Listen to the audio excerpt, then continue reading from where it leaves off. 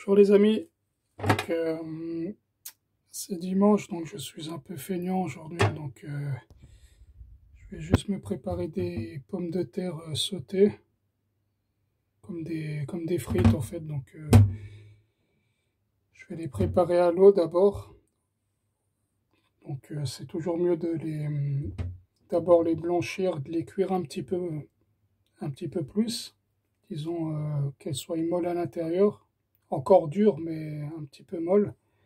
Et après, il faudra les faire frire à l'huile. Donc après, je mettrai le beurre que j'ai fait ce week-end. Et je vais faire frire un peu de poivron, de l'ail et puis des oignons pour mettre un petit peu de légumes. Donc voilà. Donc là, on va commencer à faire le départ à l'eau. Donc voilà, bah là, je mets tous les légumes à frire. Après, on va me dire, bon, oui, c'est pas digeste, c'est très gras, mais on va les essuyer avec du papier. On est dimanche, donc on va pas se prendre la tête, on fait les choses simplement.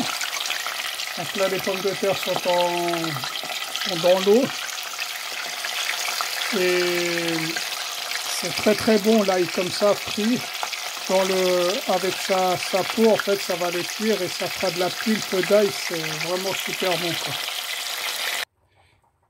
Donc voilà, bah là, les légumes, ils sont sautés.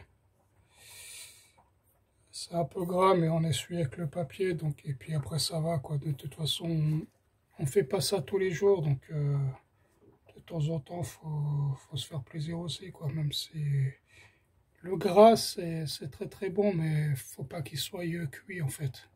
Donc, par exemple, du gras comme du beurre, là, qu'on va utiliser cru, c'est du bon gras, mais une fois que c'est cuit, c'est là que c'est pas bon, le gras. Mais bon. C'est pas tout le temps, donc voilà quoi. Donc là, les pommes de terre, elles sont cuites, je vais vous montrer. Donc là, j'ai même pas besoin de les refroidir en fait. Bon, ça fait un peu de vapeur là, donc si vous voyez, je plante le couteau. Elles sont dures, mais elles sont presque cuites. Et là, après, on va les passer à la friteuse. Et là, ça va faire des bonnes pommes de terre. Et le mieux, c'est de les cuire même en deux fois. Donc d'abord à l'eau. Après, une fois, on va les cuire quasiment presque au bout. On les ressort, on les laisse peut-être 15 minutes et après on terminera la cuisson encore une fois à l'huile et là elles seront très très croquantes, vous verrez quoi, ce sera vraiment un délice quoi. Donc voilà, là c'est la première cuisson, c'est un peu croustillant. Je vais les laisser reposer à peu près 15 minutes, 20 minutes et après je vais refaire un bain de cuisson. Et là, après la deuxième, ce sera bon. Donc voilà, c'est les Belges, ils font un peu comme ça. Puis pour la taille des pommes de terre, bon là, j'ai voulu les couper comme ça aujourd'hui, mais d'habitude, je les fais vraiment en bâtonnet assez épais, quoi.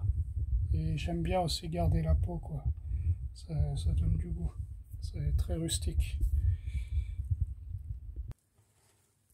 Donc voilà, ben, ça crépite encore. Donc deuxième cuisson. Voilà, je ne sais pas si vous avez entendu. C'est vraiment bien là. Donc là, on va passer au dressage et puis on va manger.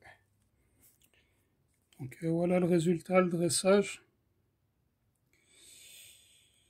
Donc j'avais un collègue qui m'expliquait que je crois que c'est pendant la Seconde Guerre mondiale, à Plein Palais, mais en fait c'était que des plantations là-bas. Donc à mon avis, ils ont dû planter énormément de pommes de terre pour la population.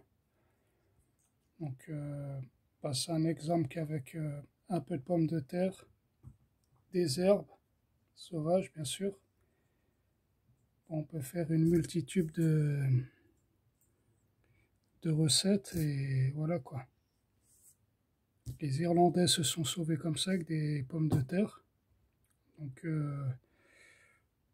on peut faire des grandes choses quoi avec peu de choses. Donc c'est pour ça que ma chaîne est axée surtout sur les plantes, comment comment essayer de survivre un peu. Donc pour les gens qui n'ont pas beaucoup de moyens. Donc c'est pas parce qu'on n'a pas beaucoup de moyens qu'on peut rien faire en fait. Donc nous avons toutes les armes pour nous en sortir. Il faut juste apprendre à les connaître et les maîtriser. Donc voilà. Sur ce les amis, je vais vous laisser puis je vais manger. Bonne soirée à toutes les amis. Au revoir.